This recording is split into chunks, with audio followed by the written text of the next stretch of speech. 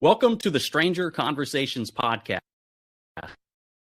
Master Preston Ducati, a 7th degree black belt in Kenpo Karate, who owns multiple martial arts studios around the United States. Preston is not only an entrepreneur, but also a consultant, an inventor, and the author of Breakthrough, where he teaches how to use the principles and philosophies of an ancient art and how that can benefit every aspect of your everyday life. So truth be told, Preston and I, we've been friends for many years now. And although through all the years of our friendship, really none of it has ever revolved around martial arts, which is a big part of your life. So as a result, we've never dove into that portion of your backstory and kind of your martial arts roots. And that's exactly what I'm hoping to do here today, because I know your work, Preston, means a lot to you, and it's changed your life. And I know you use martial arts to change the lives of others as well. So I'm really looking forward to kind of going down that path with you. And Preston Ducati, welcome to the Stranger Conversations podcast. Thank you for having me. Absolutely. Excited to be here.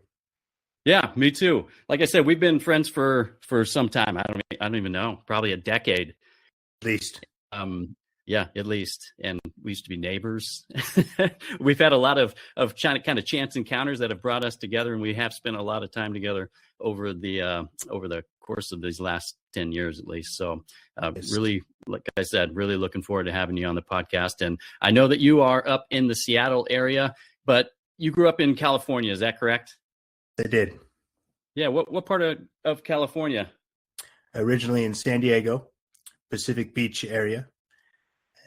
Lived there till I was 24 or so, and then moved up to LA in 10 years or so, and then been living here for about 20 years. So yeah, Southern California, originally born and raised. Yeah, SoCal kind of kid. What brought you from California up to Washington? Just looking for something different. I really liked the idea of having a change of seasons a little bit, something a little different. You grew up one way with a certain climate on a regular basis. It's kind of exciting to, even though a lot of people will be like, why did you leave sunny San Diego to come up to rainy Seattle? But right. It's beautiful up here. I mean, it really is. You get a different vibe with the green and the mountains and the changes was a nice thing to add into my life at the time. And so I still love it. Yeah. You don't get too much changes in scenery down in Southern California. Yeah, kind of a lot of the same. And even though it's beautiful. Oh, sorry, go ahead. Yeah, gorgeous. And that's kind of how I feel about living here in Arizona, where I'm at now. I miss the seasons, but at the same time, it's hard to beat it, because right now it's 76 degrees outside, and you do things in the winter instead of the summer. The summer are the times you hunker down, whereas everywhere else in the world, you spend all your good times in the summer. Yeah. So you spent quite a bit of your early life in California. Is that where you started kind of your martial arts journey, or did that happen when you came up into Washington? No, I started in California, in San Diego. I was 17 years old. I started when I was a little kid too, but I didn't do it for too long. Me and my brother did it together for a very short period of time. But I started again when I was 17 and kept going. And I started in San Diego, signed up at a studio down there, and kept going and training, and then worked my way into learning how to teach, and then obviously moving on from that. Yeah. So, and you're currently a 7th degree black belt, and that's a master in the art. Yeah. And the Kenpo art, generally 5th degree is considered master. And then it's working your way up, but usually that's after about 20, 25 years of training. So it's and I've been at this for 36 years now. So it's, it's like, yeah. Yeah. That's just impressive. Most people don't, kind of follow one passion in their life for 35 years. That takes a lot of dedication. I mean, what does that look like when you start martial arts? Obviously you're 17 and you're kind of just doing that. You're learning how to teach martial arts, et cetera. But what does it look like to kind of move through the ranks, especially in some of the higher ranks? How long have you been a 7th degree black belt? I guess that would be my first question. That was relatively recent, about a year and a half ago. So I continue, even though at my instructor level and my master level training, I'm still a student as well. So I keep up on my training just like any other student would be. But it's difficult, like you said, to keep on with something that long and to do martial arts, especially when it's tough. There's ups and downs. There's tough things. There's times you get hit. There's times you want to give up. There's times it's grueling. It's tough. It creates that tenacity of the tiger that you just can't give up, and you got to get back up every time you go down, right? And we learn that in life, but we definitely learn it in the martial arts a lot. So it's reminded of that on a regular basis. Yeah, so a lot of life lessons have come out of martial arts for you. Yeah, and the history and philosophy of the art is something that dates back thousands of years, and it keeps that tradition, that strength of the art alive. And then you have the mental and physical elements, and it all kind of ties in together: mind, body, spirit, all together. Yeah, I mean, everybody goes through hard times in their life. Mm-hmm. I think I read it in your book right here. I think it's up there behind you, but I also have it here, a signed copy from yours truly. Appreciate that. And actually, this book is completely full. I don't know if you can see if I flip through, but I don't know if you can see all the highlights. There's a lot of stuff inside. A lot of stuff inside this book. Great, just mindset type things. A lot of great quotes in here. And it does say in your book that you kind of had gone through a really hard time around, age 44, kind of financial ruin. Do you think that martial arts kind of helped you through that portion of your life? Absolutely. Absolutely. The principles and philosophies that I learned through training in the art for years definitely was a foundation of support through something like that, through anything really.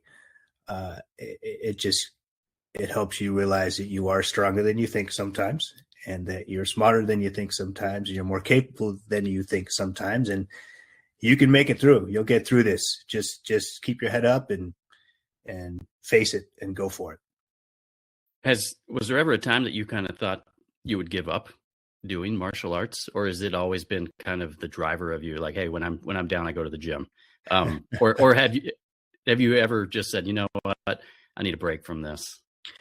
No, I mean, there's times when I'm training harder. There's times when I'm training less, and I try to mix up the workouts that I do from the gym to other activities to mix up the overall training for my mind and body. But martial arts has always been something I've loved. I did stop when I was a beginner, when I still lived in San Diego. And I remember my instructor called me. It was about 2 months of time that I stopped for. My instructor called me and said, "Hey man, you got to get your butt in here."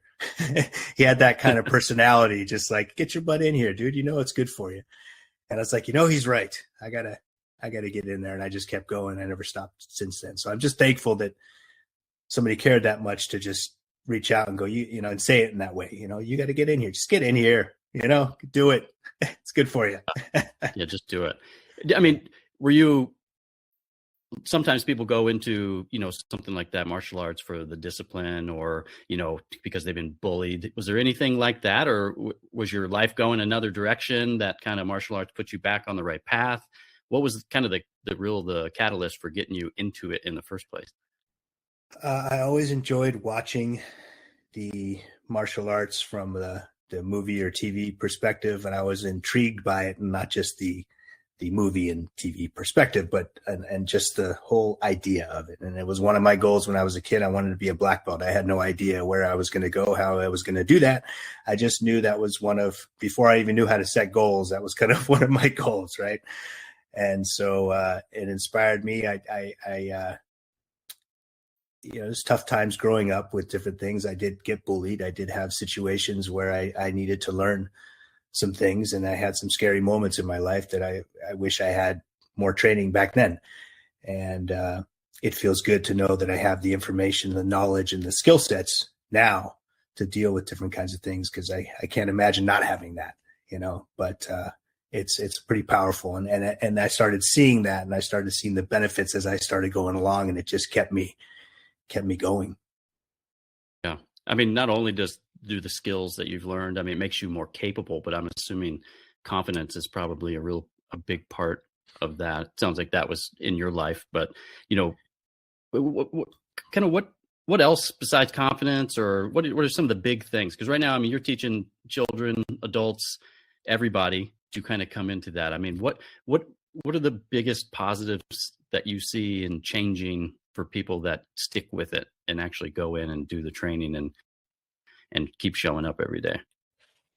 There's a variety of things, obviously, but I think that if you need help on your confidence, your self-esteem, or your just ability to find your own strength internally or externally, it builds you up.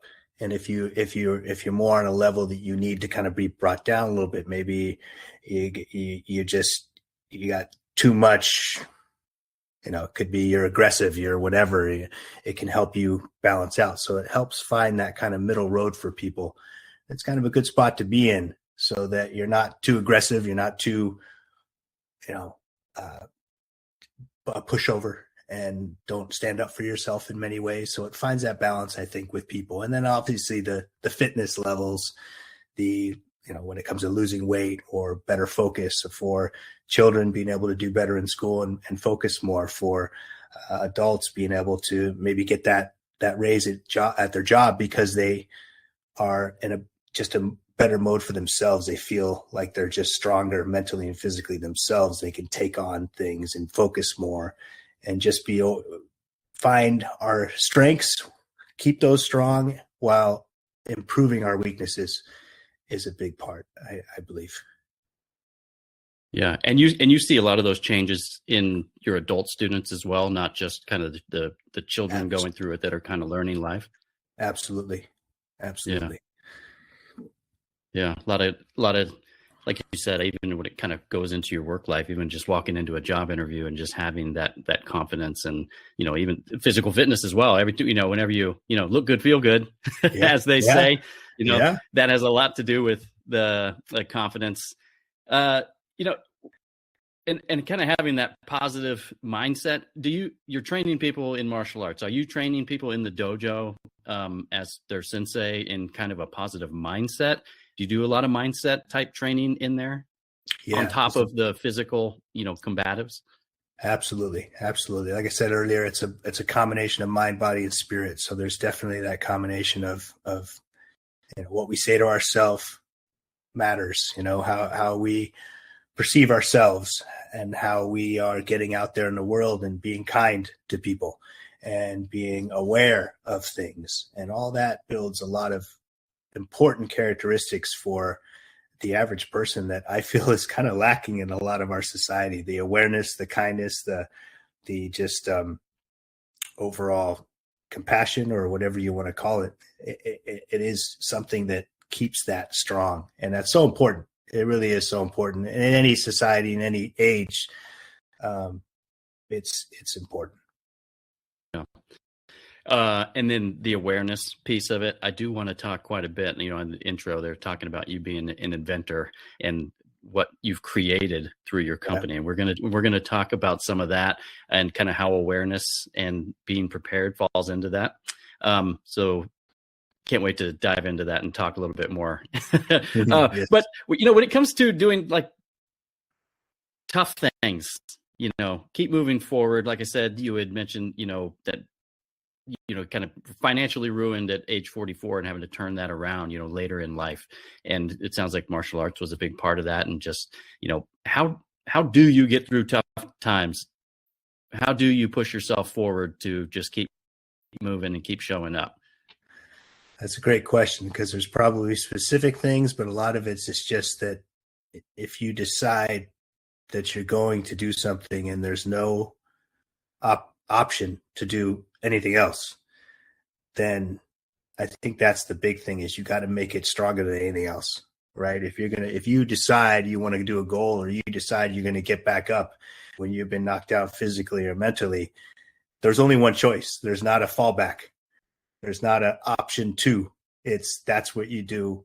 And then once you know that's what you're going to do, then you start figuring out ways, and all of a sudden things start to come together that can help keep that going. But it doesn't matter who you are. You're still going to want to give up from time to time. You're still going to say, screw this. This is too hard. Should I keep doing this? And if it's a worthwhile then you just know, and what you promised yourself you would do, you just do, and you just keep going. But that's hard. It's very difficult. It's not just those words sometimes make it like it's, and you hear other people talk about that. It's like, oh, it's easy. You just do this. In reality, it's freaking tough, but the outcome is, and the benefits and the life lessons that you learn from that are so powerful, and it becomes easier the next time because you know you could do it, and the success builds confidence. So if you did it once, you know, okay, if I went through an 8.5 hour black belt test, you know, I could do this, or if I went through that, I could do this. And you start just kind of piling those things up and realizing that it ain't so bad, you know? Yeah. And I think one of the quotes I'd kind of written down out of your book too, you know, our experiences create our purpose. And that's kind of what you said. You know, you get through it once and you realize that you can, you know, you're building upon all of that experience, and, you know, that your purpose can be, hey, keep going. It's worth it. I can do it. You know, adding to that. Yeah, absolutely. 8.5 hour black belt test. Yeah. Is that how long those can be? Not normally. That was that was back in when they were a little tougher, and I think a lot of things were tougher back then. But we just did it. You know, I had bruises all along my ribs and from getting kicked while I was doing push-ups and all. I mean, just it was brutal. It was brutal. But after getting through that, you just say to yourself, well, that was crazy, but I did it. And there's something to be said about that, to just not giving up and getting through it. And again, the life lessons that come with that. I was 22 years old at the time. I didn't know any better either. So I was like, this is how it is. That's fine. Yeah. Something tells me that that's not how the black belt tests work at your dojos. You're not kicking people while they're doing push-ups. No, but it's still tough. I mean, it's mentally, physically draining. And as it should be tough. It should be something that not everybody can do, because it is something that you have to find that within and keep going. And then again, those things you take for the rest of your life. I tell people at the end of the test, there's a few big moments in your life that happen. I mean, buying a house, having children, getting married, different kinds of things like that, right? Black belt test is up there as well. People remember that day for the rest of their life. It's a big moment, because not a lot of people that sign up get to that level, because it's tough to keep going, to get to go through the ups and downs, and to achieve a goal like that. It's an awesome thing. So anyway. How long does that take? Say somebody just walks in off the street. How long does it take typically for someone to earn a black belt? Well, it depends on the age, and it depends on the ability of the person, but generally between like 5 and 7 years or so, depending upon the person. Sometimes longer. Very rarely is less than that. But that's usually about the average. Yeah. So definitely that's a proud moment for people. And what happens when they get to that point and they achieve a black belt, they earn it? I mean, I'm assuming it's an earned thing. I mean, they wear it with pride, but what does that look like? What do you do for people when they get it? Is there a celebration for it, or is it just, hey, come in tomorrow and let's get back to work? There is a celebration for it, and there's a ceremony we do at the end of a test, and it's something special. We also give them a sword with their a sword like this with the dragons on it, really? And they get a sword with their name put on to commemorate the test, and so that they can have this as something that they can keep at their home somewhere, showing the hard work and effort they put into that, not just on the day of, but continuing forward, or what they've done up till then as well. So yeah, that's amazing. And I see your shirt here, Zen Dragon. That's your studios that you have, several different locations. Where all are your locations? I know you have quite a few up there in the Seattle area, but you have some elsewhere as well, right? Yeah, we have one more in the state of Minnesota, Minneapolis area. Okay. Yeah. And looking to expand eventually. Yeah, to more. Absolutely. Well, that's pretty great. I would love to have a sword. That's like every boy's dream, you know. But like when you were talking about kind of growing up and getting, you know, you just see, you know, in the movies and everything, the martial arts, and I remember going and you know I did a little bit of a kid, you know, like most people do, but I did not stick with it. I did some other things, but I remember we used to go to the grocery store and we'd go straight to the magazine rack and we would just read through like Black Belt magazine. Yeah. And they had used to be able to buy like ninja outfits, you know, you could send in and they could say, I never got one, but that was my boyhood dream. You know, one day I would be cool enough to wear a ninja outfit and have a grappling and throwing hook. stars. Yeah. The grappling hook. Absolutely. Yeah. Cause that's what everybody does in a fight, you know? That's right. Yes, exactly. Yeah. But it is it is a memorable thing. And I think a lot of, you know, young men and young boys, you know, just men in general. I mean, they kind of have that, you know, that warrior spirit, just kind of innately built into them. What do you call it? Tiger? You call it tiger or something, I think. Tenacity of the tiger. Warrior spirit's good too. Yeah. Yeah. Tenacity of the tiger. You know, I think that's built into a lot of men, but I think maybe overlooked sometimes with women. You know, when you're training, do you have a lot of you know, women students? Yeah. And young girls? Yeah, we do. We do a lot more nowadays too. And that's a good thing. I think it's a tribute to the instructors being better at teaching a variety of people. I think for a while there, 20, 30 years ago, women didn't step in a dojo, or for that matter, older people didn't step in a dojo because it was like the younger, just, you know, and that's changed over the years. And that's good because it's showing that the martial arts really is for everybody. Everybody should be doing it in some way, shape, or form, or at least try it. We have ages 4, sometimes 3 to 89 is our oldest student, and he loves it. 89 years old, you know. So, and we have a very good mix of boys and girls, young ladies, teenagers, boys and girls, and adults, as well as men and women. So it's a lot of people getting a lot of benefits and holding it as their own, right? The martial arts is about something that even though you're in a group activity, we do personalized instruction. So we do a little different than the average dojo. So they get a personalized approach so we can tailor the art to the student, but you're working out with somebody, but it's that individual experience you get for yourself that you get to take that home. And that's unique and awesome. Yeah. I would assume, maybe I'm incorrect, but I would bet it probably really helps, you know, women to feel that confidence. It probably helps them kind of walk through life with a lot of sense, you know, and I feel like women just in general have to do, you know, BS of men do. Men are pretty easy at blowing things out. Like, yeah, it's whatever. It's just right off the shoulder, you know, but I would think that that would, and I don't know, maybe is that the case? Do you see that it changes the lives of women maybe more than men, or?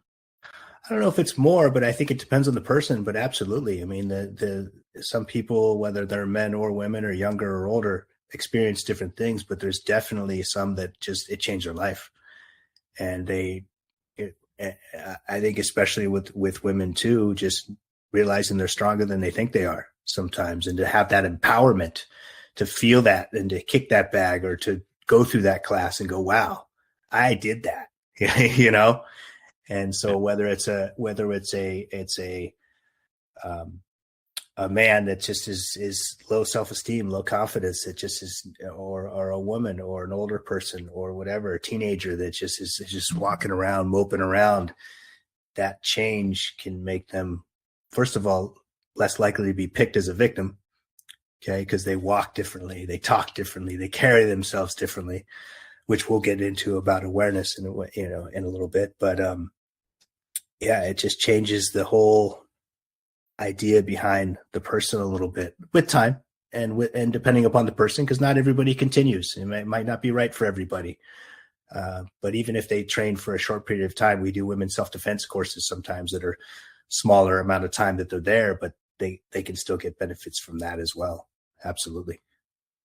Yeah, I think that's important, kind of what you said there, that feeling empowered and doing things that they didn't realize that they could do. You know, I think that's important. Sometimes when you do things that you you get that sense of capability. And I know that you do some empowerment consulting, and I know that you've done it with groups of women specifically, and I know that because Yes. I've helped you along, and it was very impressive to see.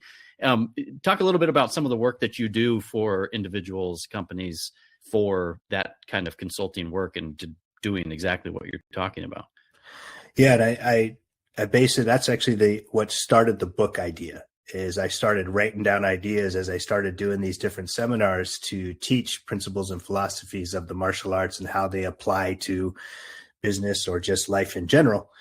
And I started writing. Notes were getting longer and longer and longer. And I started realizing, hey, there's a book here. Maybe there's a book. Maybe I'll write a book. But it was inspired because people were reaching out because they needed something that was different than the norm corporate America training stuff, something that they can inspire, just that empowerment that I have people do different martial arts moves a little bit. I have them break through stuff. I call it breaking through goal, like a goal they want to accomplish or something that might be in their way. And we smash through a board. And after they do that, they're like, oh, they're like, I did that, and it's just something that a lot of people have never experienced. And when they go through something like that, it's pretty powerful. And when they do something that they never thought they would ever do in their life in a good way, right. It's pretty exciting. And that's my goal, is to introduce people that the martial arts is not just about just punching and kicking. There's so many other benefits and just value to understanding it more. And that's my goal with these types of workshops. And that breakthrough piece of it in the board, that was, and then that I helped you with that. And that, man, that was an impressive thing. Just to see the changes, kind of going in, and I don't want to give up too much of what that you do, but, just kind of writing some things on the board that you need to break through, and then physically breaking through some of those barriers that they thought they had. You could see, 0 to 100 at the end. At the confidence level in the room was quite impressive. Yeah. Yeah. And that sticks with them. They remember that moment. A lot of people will take that board and hang it up somewhere and go, just to remind them of that. And that sticks with them. So the next time they think they maybe can't do something, or that something's tough in their life, they go, well, I went through that. Not just that board part, but the other stuff that we did in that class. And it's like, I could do this. I got this. Yeah. And just physically hitting and kicking, sometimes that's scary, especially hitting, hey, here's a hard piece of wood, just that first step of doing the thing that you think might be impossible, and giving it your best shot, and then seeing positive results. That's great. That's the stuff that changes lives. And when I helped you with that, I think people are probably still talking about that experience today. And that was a room full of CEOs, a lot of powerful women that were doing this retreat. And yeah, it was great to see. And that was really the first and only thing that I've ever seen you in your element doing something like that with, the martial arts. And that's why, another great reason I wanted to kind of have you on the podcast and talk about some of these things. So you wrote the breakthrough that, like you said, you just started writing some notes down. And, maybe there's a book. What's the process? That has to be pretty difficult to kind of put that idea onto paper and then actually having a book, like a finished product. Maybe just talk a little bit about that. And there's a lot of lessons in that book. I probably learned yourself by writing the book. It was probably a transformational experience for yourself. It was a very unique experience that I had to really look at. I had to look in a mirror, and I try to do that regularly because the mirror reflects the truth, right? But it's sometimes hard to talk about yourself because we're helping people, we're doing this, we're doing that, we're going about our day. But then when we reflect on a story about yourself, or a story of the things that you've learned through the years, it's really a good thing. It's a good path to go through. You end up reflecting in the past and appreciating, having gratitude for all the things you've been able to accomplish or learn. And so that was fun. The hard part was when the red lines came from the editor of the book, or the person helping organize the book. And then I remember him saying, don't get discouraged, because there's a certain way you got to write a book. Otherwise you lose people. Right. So you want to make sure there's a flow to the book. I had to learn that. There's a lot of learning lessons in writing a book, because you don't just put words on a paper and they go, hey, there we go, it's done. Right, but exactly. You go through this process, and there's times like that I'm like, okay, maybe I shouldn't be writing a book. I shouldn't be doing it. Why am I doing this? Why? And then you go, no, I said I was going to do it, and I'm going to do it, and I'm going to finish it. So, and there's going to be lessons learned, and there's going to be something I take away from this in a lot of ways. So it was an interesting process, and I loved the process, but there was times I did not like it. Yeah, I'm sure. Yeah. I mean, that's kind of the whole tenacity and breaking through. You're right. That's got to be very discouraging when you think, man, this is great, and then someone hands you back, like you said, the red lines. Apparently, this is not very good. But I think that's important. Like he said, the person who's giving you those I guess tips, they've done it before, they know what works, and they say, hey, you don't get discouraged. That probably happens with everybody, and to work with people and work through that process. But I could see how that would be very discouraging. But I'm glad that you finished the book and you wrote it. It's a great read. There's a lot of great things in there.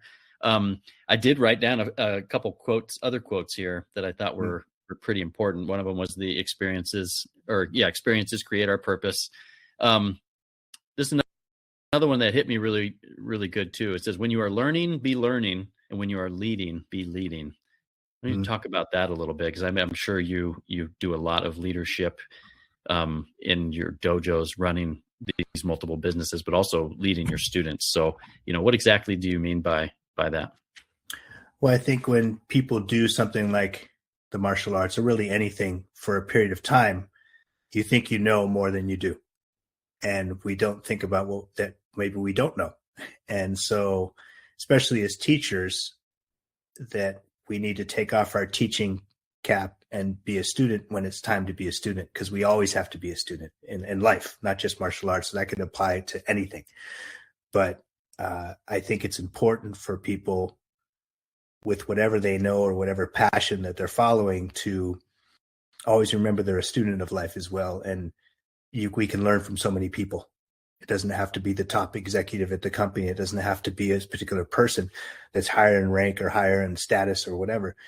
It could be your children. It could be peers. It could be all kinds of people. And so I am a big advocate of always being in a position where, what can I learn from people? And then how can I take that? And when I do have my, when you're learning, be learning. When you're leading, be leading. When I need to lead, that's the time to apply all that stuff. I still learn from the experience, but it's like, you need to be on stage. You need to be your best and gather all that, what you've taken from the learned experiences, and apply it to be your best that you can be for whatever group, person, or whatever you're in front of. And I think that's important, very important as far as application of that saying. And, I think people have experienced that a lot. I think I've experienced that quite a bit myself, but I never really heard it said like that. And I thought that was a great quote, great explanation of that. Because you can kind of get caught up in yourself and think, hey, I know everything. But yeah, there's a time to learn and there's a time to lead. The tenacity and gratitude, another thing that I learned from you. I got your coin. These coins here, yeah. Right? Yeah. Whatever. And I know that you, for many years, you've kind of had this thought of two things in life, right? Tenacity and gratitude. And so I just want you to explain that a little bit, and like the kind of the story behind the coin and the rock. Yeah, I was actually listening to a podcast or radio show or something, and Henry Winkler was talking on this. Bonds, yeah, the bonds. Yeah. He was talking on that, and the people that were talking to him asked him what he seems to be a very happy and just kind of go with the flow, or I don't know what you call it, but just very grateful guy in general. I've never got the chance to meet him. Would love to meet him someday. And he said that I live by 2 words: tenacity and gratitude. Tenacity to keep me going, keep me having that tenacious kind of attitude to go after what I want in life, and then gratitude, being able to feel gratitude and not let myself get overly distracted or whatever along the way. So having that, I have that coin, and then I have a gratitude, a rock that displays the gratitude that my daughter gave me, and I keep that. I have both of those. I carry it with me every day, and I try to remind myself on a regular basis. And I like those 2 words together. It's kind of like the yin and the yang, and the balance of the tenacity and gratitude, because both are important. Tenacity is good, but without gratitude, it's not as good, and the other way around too. I think they both balance each other pretty well. And I think that is gratitude. That's definitely something that, it's easy to just kind of go through life. And even if you're not, oh, well, I'm not doing that. I think we kind of touched on it before, but I've even told people in the past, people, you kind of get down on yourselves. Like, right, that's not going right. That's not going right. I've actually told people, hey, why don't you sit down and write all the things that did go good this year? Yeah. And you probably shock yourself. Probably be surprised at how many things actually, wow, I've accomplished this. I've accomplished that. This happened to me, that, just to focus more on the good than the bad. But even though, gratitude, that's something that's very easy. If you don't practice it kind of on a daily basis, it's hard. And it is hard. And it's also hard to be grateful for the good, the bad, and the ugly in life. That's the hard part, I think, is people are great. It's easier for some. Depends on like what the situation you were talking about. People are. It's hard to find anything good in their life, but if they sat down and actually wrote down, yes, they would find plenty of stuff that's good too. But the bad stuff that happened made you who you are, and that's something to be grateful for as well, right? There's times in your life that everybody's lives that we had just moments like, what just happened? Why, but you learn something from it. We usually learn more from those crazy experiences than the good experience, because the lesson stays longer, right? Hopefully that's the goal. It doesn't always happen, but that's the goal. And I think that's a big part of gratitude as well, is just expanding that out and bringing the scope farther out on what we're grateful for, because there's lots. Yeah. And having something like a physical reminder, like you said, the rock in your pocket, to just kind of bring you back and say, hey, there's a lot to be thankful for here. A lot have happened. And and that's a great point with the bad things in life. A lot of those lessons that you learned, they were bad at the time, but they turned out to be good. I often say that with, parenting. I think all parenting is good parenting. A lot of people get on themselves. Oh, I'm a bad parent. I'm this or that, or my parents were bad. Well, yeah, but you learn some things that you want to emulate, and then you will learn a lot of things that you don't want to. Correct. For your children. So even in the bad times, you're learning how to be a better parent, even on the bad things, because you know what not to do at that point. Correct. Yes. Yeah. So writing the book, daunting, taking an idea from your head, putting it on paper, going through the struggle, putting out a final product. Now, I really want to talk about the inventor side of you and your company, your new company, Hammer Defense. And what you do is you make the world's first go anywhere self-defense phone case. And, you might think, hey, why hasn't anybody thought of that before? And that's a great question. And you've brought an idea to market. I do have a couple options, or a couple examples here. So the phone case with the striking corners on it and the silicone cover. So it not only protects your phone, but it also, protects yourself. So what brought up the idea? Let's start with that. Where did that come to your brain? I think it came in random spurts, but the main idea was that I feel like everybody should be able to have the means to protect themselves wherever they go. So if they travel, I carry various abilities for self-defense, or various self-defense tools, if you will, or weapons. But you can't carry those everywhere you go. I mean, there's limitations, travel. There's limitations even in the cities that you live in on carrying certain self-defense tools. So having that to where you can literally carry it anywhere you want to go is important. And with a little bit of training, you can utilize natural motions to be able to use it as well as important. So gross motor skills rather than trying to learn a lot of fine motor skills, I think is important. It does take training. It does take practice, just like anything. Nothing is just like, oh, it's instant and you could do this and you could do that. No problem. You know, a lot of people will say things like that when it comes to training or whatever, but anything you do is going to take some time and effort. But having that around is huge, because knowing that's in your hand and available at any time rather than having to go get to it. There's other things you can go get to if you need to. This is not a tell-all of this is the only self-defense tool you need. That's not the idea. It's an enhancement to whatever it is you normally carry. And I think that's important for people to have that peace of mind, have that knowledge that that's there if they need it.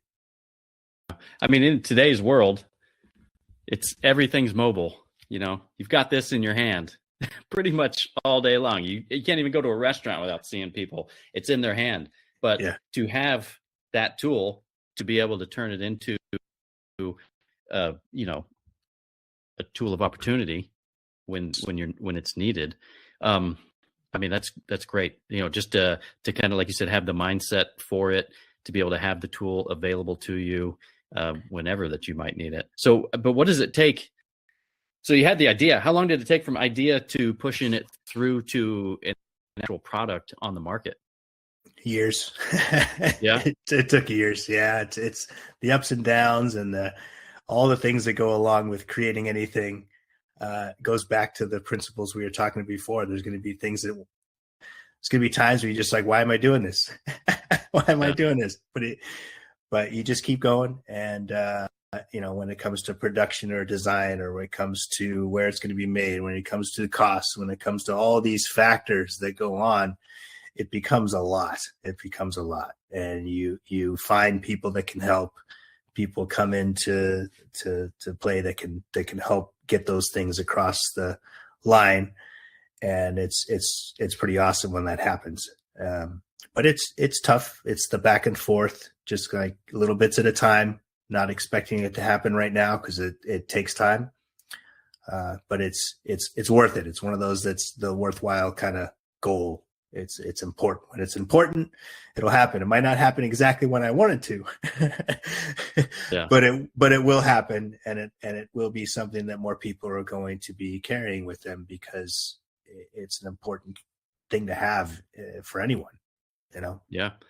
I mean, and it's got to be a little bit of your baby. I can imagine going through years of, from idea to market and having that. One of the things, you mentioned, you can't take a lot of tools places. I mean, I've been told, I was in Washington, D.C. once, and I had a pocket knife, and I couldn't even take a pocket knife into a building. I was like, I didn't even think of that. It's a weapon. So this tool, that you've created, you can take that pretty much anywhere, right? I've traveled around the world with it, and taken it in lots and lots of places, and never it's safe to carry. It's not going to hurt you carrying it, and it's safe to carry anywhere to where it's not going to get taken away from you. I think that's an important thing. We all have the right to protect ourselves, whether it's this or whether it's whatever. We all have the right to protect ourselves. I think that's something that I think society needs to be more comfortable with. Just because we carry self-defense tools doesn't mean we're paranoid. Mm-hmm. Sometimes people think, well, you must be paranoid. It's like, no, I'm not anymore. Right. I mean, Reality is I'm prepared. Prepared does not mean paranoid. They're two very different things. And being prepared is just like keeping extra water at your house or keeping extra food just in case you need it. This is preparing. It's an important part of life, preparing for maybe you never need it. Maybe you never, ever need it. Right. But what if you need it once? And there's that old saying of, I'd rather be a warrior in a garden than a gardener in a war, right? So being a warrior in a garden than a gardener in a war, meaning that I'd rather I'd rather have the skill, or I'd rather have the skills and be able to use it rather than not have the skills when I need it. Right. So, Absolutely.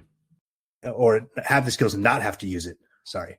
Rather than not have the skills and have to use it. That's a tough situation to be in. And I've had to use my self-defense in my life. Knowing that it's there is huge. It's very empowering, and I'm very grateful that I have that. And then taking this to the next level of having a self-defense tool rather than just relying on the body and the mind is important, because now you have something else that you can utilize. It's an enhancement to this, not a replacement. And I think maybe also back to the confidence thing, just having that peace of mind and the confidence that, at least I'm just not just me. I have a tool, right? I have a tool that can help me out when needed. So walk us through a little bit, because I know you have some patents on this, correct? Yes, or sir. trademarks. Yeah. Yep. So on the edge, it's kind of hard to tell here, but you have this and you call it the shark tooth, right? On each edge. Yep. Yeah. So it's shaped like a shark tooth kind of thing. It came up with the word of just like, it's somewhat like that. It's not exactly, but, and to think of like the bite of a shark tooth, right? So it has we've broken boards with those and bricks with those and done all kinds of demonstrations, smashing watermelons and things like that the normal phone can't do. So we came up with the phrase shark tooth because it's like, boom, it's a bite, and it can protect yourself. And obviously, like you said earlier, protect the phone, which is important because you want to be able to call 911 after, Absolutely. Right. That's a great point. And I would bet that this was not the first idea. No. Right. No. There were probably several iterations of this before you came to the final product. Yeah. It had to, we had to test it in a lot of different ways to make sure it was going to do what we said it was going to do. And so that took a back and forth kind of stroll back and forth, or a little bit of a game to figure out what that was. And then when we finally got to the final product, it did what we expected it to do and even more. So, yeah. And with these, this is the self-defense phone case. What is the website that somebody could go to and check it out? And I'll link it in the show notes as well. Yeah. hammerdefenseproducts.com. Great. And do you have aspirations to have a few more, right? Products? Are there anything else that you have in the works? Hopefully coming out soon is going to be the tactical pen. That's not an invention because there's plenty of tactical pens out there. That's going to be called the business. It's going to be what? Sorry, it looked like we cut out a second. It's going to be what? It's going to be called the business, because it's going to be a nice, sleek business pen, but also very good for self-defense. So we have that, and we have a couple others we're working on as well, to come up with products that, again, everyday carry kind of concept. We have a phrase, it's the everyday carry for the everyday people, so it's not a matter of just certain people carrying this kind of stuff, just anybody being able to have the means to have it around and use it if ever needed. And we mentioned awareness previously. What's the most important part about being aware, in your instance? I would bet a lot of people have been unaware and have had things happen to them that have brought them into your dojos. Wild guess, but yes. Maybe, Yes, absolutely. Yeah. And so, what is it to be aware, to be prepared? What exactly is that? What are some of the tips that you have for people to kind of be aware of their surroundings for things? Well, just whenever you're walking, you're driving, you're in a downtown, anywhere where other people are, you just want to keep your head up, head on a swivel kind of thing, look around, just be aware of what's going on. Don't have a hoodie on and sunglasses and headphones on and completely, it's okay to want to just disappear from people, but probably not in a crowd or in an area that you need to kind of be aware of what's going on, not just for self-defense, but for safety. You might walk into a car in a parking lot that's driving really fast through and they hit you. It's not just about protecting yourself from somebody physically trying to hurt you. It's just awareness of everything, right? When you're driving, it's awareness of other cars, right? You're supposed to be looking around and seeing what's going on, checking your mirrors, stuff like that. Same kind of concept when you're walking around town. Don't look like you don't belong there. Don't look like you're just you're showing lack of confidence by having your shoulders shrugged over and your head down, and you're just, remember that cartoon Droopy? I don't know that one. Oh, I'm a little older maybe, but there's a dog, the Droopy, and I'm Droopy, and you don't want to be that, or Eeyore from but anyway, just be aware. Just have your, have good posture. Be aware of what's going on. You're not walking around like this.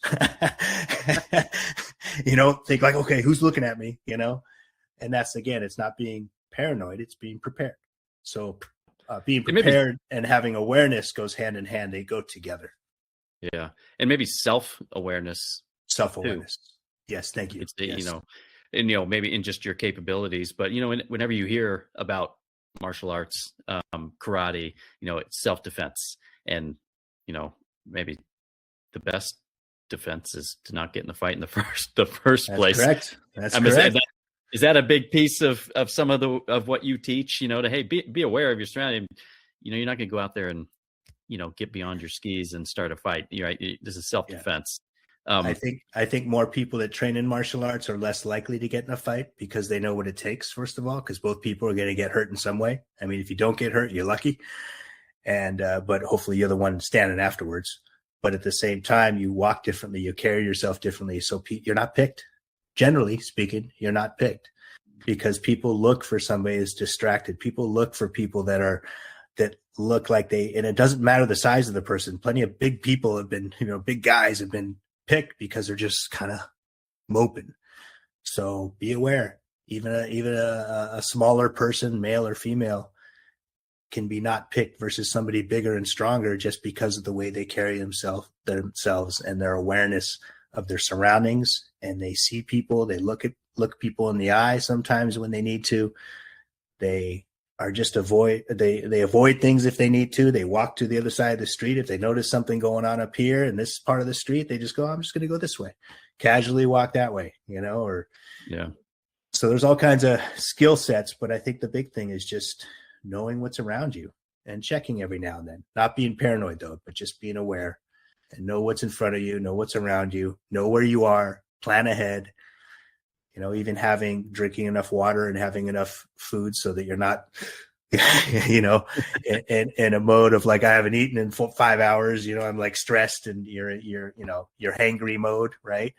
That can affect your awareness. Anything can affect your awareness. So it's a matter of making sure you're drinking enough water, eating enough food, and making sure that if you're going to a place that's different, maybe research a little bit beforehand and know where you're going so you don't get lost and confused. And that can also make it look like you're not as confident as you normally are. So.